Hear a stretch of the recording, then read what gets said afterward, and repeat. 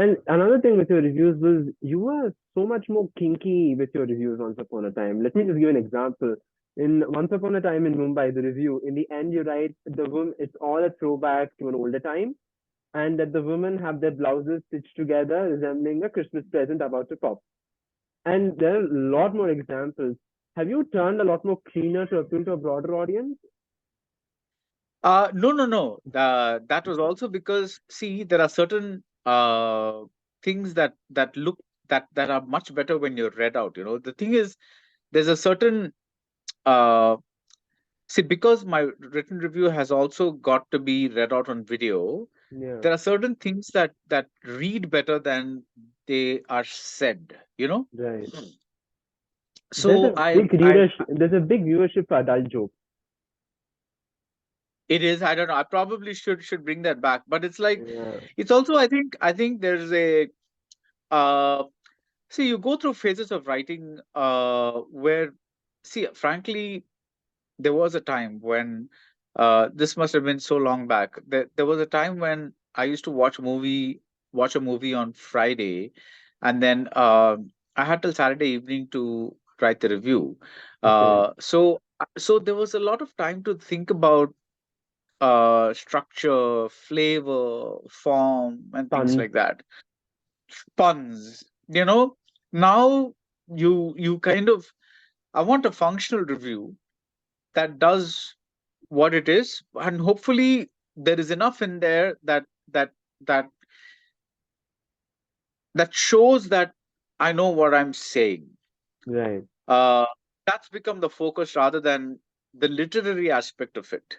Right. That's pretty much flown out of the window. I admit to that. That's pretty much, I mean, I still write, hopefully I still write clean, like, stuff, as in clean sentences, clean grammar, all that's there.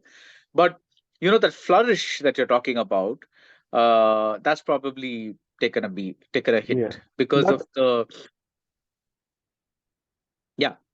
no, I was just about to tell, maybe the kinkier and the adult jokes, the reason for that not being there is because there is really no physical intimacy in movies nowadays.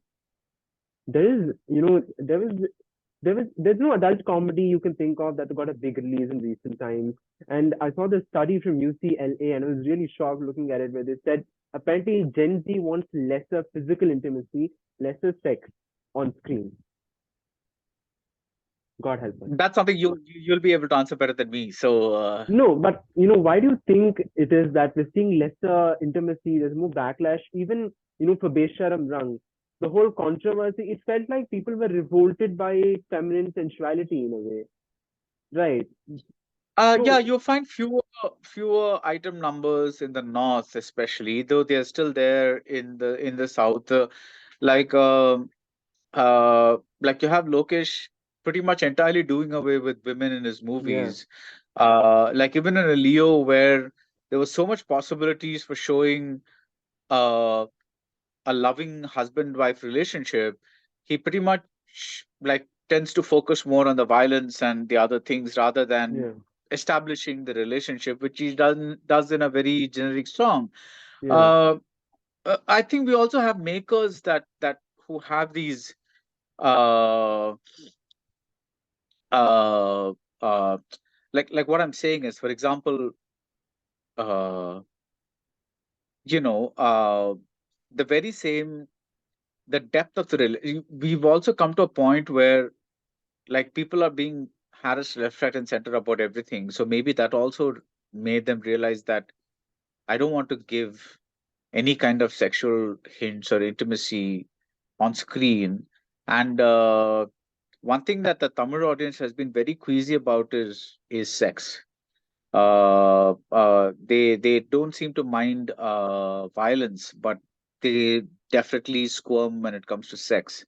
Uh, though hopefully things are changing, because you've had Love Today becoming a blockbuster hit.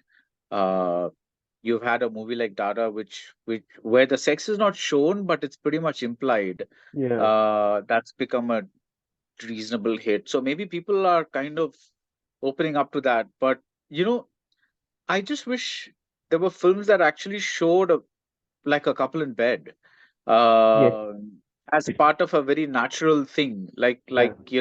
as not some, I mean, I don't, not in a explicit way or a porn kind of way, but just two people in bed, Yeah. either making out or um like something that thing. I remember vague examples like